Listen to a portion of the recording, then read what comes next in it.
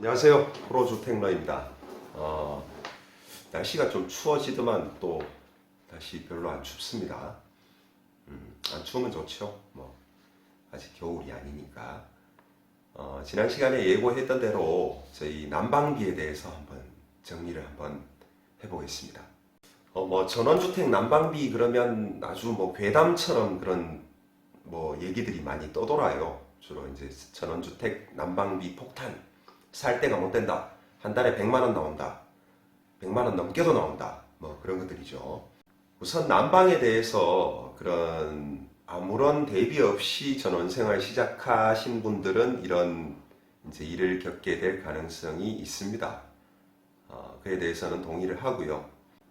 그에 대해서 댓글이 달린다든지 주로 해결책이라고 그렇게 제시하는 것들을 보면은 주로 이제 주택 시공에 관한 것들이 많더라고요, 보니까. 시공을 잘못해서 그렇다, 집을 날림으로 지어서 그렇다, 자재가 어때서 그렇다, 단열재가 어때서 그렇다, 기밀 시공이 되지 않아서 그렇다, 그런 이야기들이 이제 주 솔루션으로 이렇게 많이 언급이 되는데요. 제가 오늘 드릴 말씀은 그런 것들이 아니고 어떤 사람들의 생활 양식, 그리고 그에 적합한 난방 대책, 그를 통해서 그나마 경제적인 어떤 난방을 할 수 있지 않을까, 그런 것에 관해서 저희 집을 기준으로 한번 말씀드려 보고자 합니다. 우선 우리 집에는 지금 저하고 제 아내 그리고 만두는 강아지입니다. 그렇게 세 식구가 삽니다. 특이한 점은 어떤 주 생활 공간하고 취침 공간이 구분되어 있지 않다는 점이에요. 저희는 이제 예전부터 거실에서 생활을 하고 잠도 거실에서 잡니다. 다른 사람이 없어서죠. 저희 부부밖에 없으니까. 이 강아지도 같은 거실에서 한켠에 이제 자기 집이 있고요. 우선 이걸 전제로 한번 깔아두고요. 난방 방식을 보면은 우리나라에서는 주로 이제 주가 아니라 거의 100%겠죠. 주난방은 바닥 난방을 하죠. 보통 보일러를 설치하고 혹은 보일러가 됐든 아니면은 전기를 사용한 패널이 됐든 아니면은 옛날 방식으로 아궁이에 불 지펴서 그 구두를 통해서 난방을 하는 재래식 난방이든 다 바닥 난방을 하죠.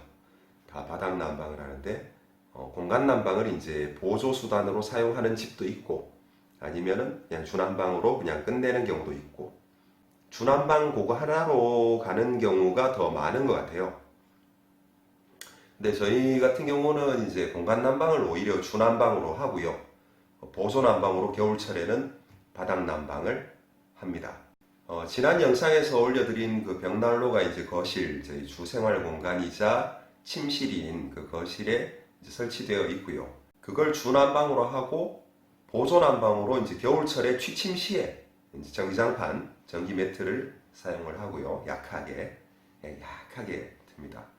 그리고 되게 추운 계절이 되면 한겨울 한 두 달 정도, 한두 달 정도, 그 정도는 보일러를 한두 시간 하루에 그 정도씩 이제 돌려줍니다. 온수는 이제 보일러를 사용하고요. 그리고 이 2층, 지금 여기 2층인데요. 2층에 제 작업실에는 등유 히터가 하나 있습니다. 조그만. 요걸로 난방을 하고 있습니다. 1층에 겨울철 실내 온도를 보면은 한 20도에서 25도, 6도 그 정도 수준까지 이렇게 왔다 갔다 했던 것 같아요.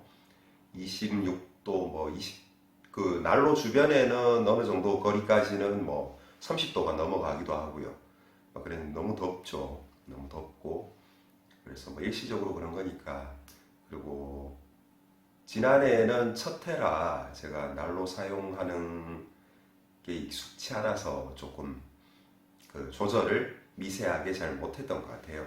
아주 엄밀하게 그렇게 뽑아낼 수는 없겠지만은 최대한 좀 자세히 엄밀하게 그렇게 한번 뽑아보려고 노력을 해봤습니다. 우선 주난방에 대해서 보면 나무를 연료로 쓰는 거죠. 나무를 이 집에 제가 3월달에 이사를 와서 4월달에 일단 구매를 했습니다. 한 차를 받았고요. 한 차에서 1톤차 합판되고 양쪽에 3면이죠. 3면 되고 이렇게 높이 올려서 사루배 4루베 4제곱미터죠. 제곱미터가 아니고 4세제곱미터죠.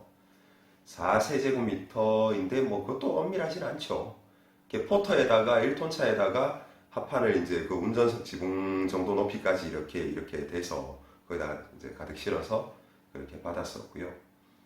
그거는 이제 절단목 2루베, 그 다음에 쪼갯목 2루베 해서 절단목은 그냥 통나무를 이렇게 자른 거죠. 동그란 채로 자른 거고 좀 굵죠. 이렇게 한 지름 한 25cm에서 30cm 그 정도 되는 그 정도 될 것 같아요. 30cm는 안 되겠구나. 한 25cm 정도. 뭐 그 정도 되는 이제 이 통나무 이제 절단한 거죠. 그거를 이제 조금 한두 번 쪼갠 거를 이제 쪼갯목이라고 하죠. 그거 2루베씩 받아서 4루베 총 62만 원 줬습니다. 일단 장작 그렇게 받아서 소모량을 보니까 지난해 겨울 동안에 딱 그 정도 썼습니다. 딱 그만큼 썼고 다 소진됐습니다. 벽난로 사용한 첫 해라서 나무 소모량이 좀 과했던 것 같아요. 그거보다 적게 쓸 수 있을 것 같아. 지금은 이제 좀 익숙해졌고 조절을 조금 할 수 있다 보니까 조금 덜 들 것 같습니다. 그거는 맥시멈으로 일단 그렇게 잡아보고요. 다음 이제 보일러 가동하는 가스인데요. 일단 LPG를 사용하고 있고요. 보일러 난방 전혀 가동 안 하는 시기에 비교해서 그 증가분들을 그 지난 겨울 동안 겨우내 그런 증가분들을 전부 다 더해봤습니다. 총 37만 원이 나왔습니다. 총 37만 원. 다음으로 이제 전기 사용 증가분이죠. 전기장판 보조 난방으로 조금 쓰니까 그것도 제일 이제 에어컨도 가동하지 않고 아무것도 이제 난방도 가동하지 않는 그런 연간 제일 적은 달, 적게 나온 달을 기준으로 해서 그렇게 그 증가분, 겨울철 동안 증가분 그런 것들을 계산해 봤는데요. 15만 원 정도 나오네요. 15만 원. 그리고 마지막으로 이제 2층 여기에 사용하는 그 등유난로 한번 보여드릴까요? 등유난로 뭐 저런 겁니다. 저런 거고요.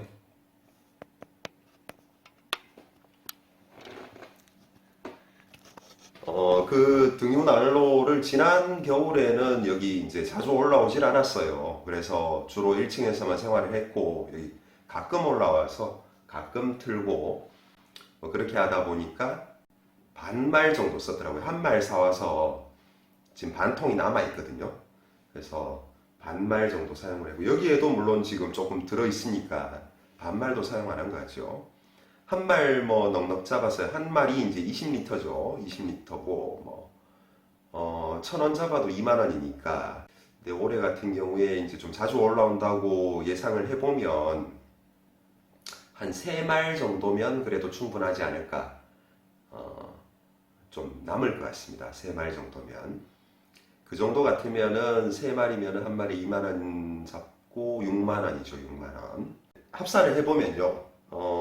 장작 가격 아까 62만 원 플러스 가스비 증가분 37만 원 그리고 플러스 전기요금 아까 15만 원 플러스 실내 등유 6만 원 요거를 이제 맥시멈으로 볼 수 있겠죠. 요거보다 훨씬 줄어들긴 할 거예요. 최대치를 잡았을 때 이렇게 하면은 합산 금액이 이제 120만 원이거든요. 120만 원인데 요거를 이제 난방 가동하는 지금 계산해 놓은 그 기간 6개월이에요. 6개월. 월 평균 하면은 20만 원 정도고요. 하여튼 토탈 금액이 한 해 겨울 나는데 한 120만 원 정도 이제 맥시멈 잡았을 때 그 정도 들었다. 이 정도라면은 뭐 크게 폭탄 정도는 아니죠. 조금 뭐 아파트에 비해서 많이 나오긴 하지만 그리고 여기 굉장히 추운 지역입니다. 그리고 주난방 연료로 사용하는 나무 자체가 지금 작년에는 그 업체에서 사서 이제 떼다 보니까 62만 원이 들었었지만 지금 지난해 가을에 이제 요 앞에 벌목하는 현장에서 제가 50만 원어치 구입을 했어요. 50만 원어치 구입을 해서 그냥 이제 통 원목 자체를 이제 구입을 해서 갖다 준 거를 제가 다 그 기계톱으로 잘라서 이렇게 다 이제 저장을 해놨거든요. 그 양이 제가 샀던 그 62만 원어치의 한 3배 정도 되더라고요. 3배. 물론 내 손이 이제 내 품이 든 거죠. 그러다 보니까 실제로 이제 올해하고 내년 뭐 이때는 엄청나게 떨어지겠죠. 그리고 나무 사용량 뭐 조절 부분에서도 제가 어느 정도 지난해 경험을 토대로 제가 어느 정도 미세 조정을 좀 할 수 있게 되었고요. 그래서 실내 온도를 적정 온도로 유지하면서 그렇게 나무를 사용할 수 있게 그렇게 되었습니다. 그래서 올해부터는 난방비가 현저히 떨어질 걸로 생각이 됩니다. 우선 저희 집 같은 경우는 이제 남향이라서 거실 주생활 공간 자체가 이제 남측으로 그 큰 창이나 있기 때문에 채광을 충분히 받아서 좀 공기를 더 피고 낮에 라이프 스타일에 맞는 그런 난방 방식의 어떤 선택 그리고 난방 방식의 어떤 좀 다변화 이런 것들을 통해서 난방비를 좀 합리적으로 조절을 할 수 있지 않을까 그렇게 생각이 됩니다. 다만 뭐 이런 방법을 사용하고자 한다면은 이런 방법을 물론 사용하실 분들은 없겠지만 일단 가족 구성이 좀 비슷해야 되겠죠. 저와 가족 구성이 비슷하고 어떤 취향 자체가 좀 비슷해야 되겠죠. 그 다음에 조금 뭐 나무를 그 투입하는 가지고 와서 투입하는 그런 수고 그리고 나무를 공급하고 뭐 이래저래 하는 데서 조금 떨어지는 재부스러기 그런 것들을 치워주는 수고 그 다음에 제 통을 이제 한 2, 3일에 한 번 정도 비워주는데요. 그런 거 비워주는 그런 수고들 그 다음에 뭐 2, 3년에 한 번 2, 3년에 한 번 난로나 연통을 좋은 걸 사용하면은 저게 뭐 5년, 10년 가도 청소 한 번 안 하고 사는 사람들도 많다고 들었습니다. 그래서 저는 지금 한 해밖에 사용을 안 해봤기 때문에 아직 그 연통 열어보니까 뭐 청소할 정도는 아닌 것 같더라고요. 그래서 일단 올 봄에 청소는 안 했는데 필요하다면 그런 연통 청소 정도 이제 그런 데 드는 수고 그런 것들이 귀찮게 여기지 않는 사람이라면 이런 방식도 괜찮지 않나 생각이 됩니다. 누군가에게는 뭐 좋은 정보가 될 수도 있지 않을까 싶어서 한번 올려봅니다. 벽난로에 관해서 막연한 어떤 환상을 가지고 있다가 막상 이제 뭐 별 재보지도 않고 난로 그 고가의 난로를 들였다가 뭐 애물단지 혹은 사용하지 않는 뭐 그런 인테리어 소품으로 전락하는 그런 사례들을 많이 봤는데요. 저는 이거 설치하기 전에 근 10년 동안 벽난로에 대해서 좀 알아봤습니다. 그래서 꾸준히 알아봤었고 그렇게 하다가 결국 이제 이 집을 사면서 이렇게 설치를 했던 것이고요.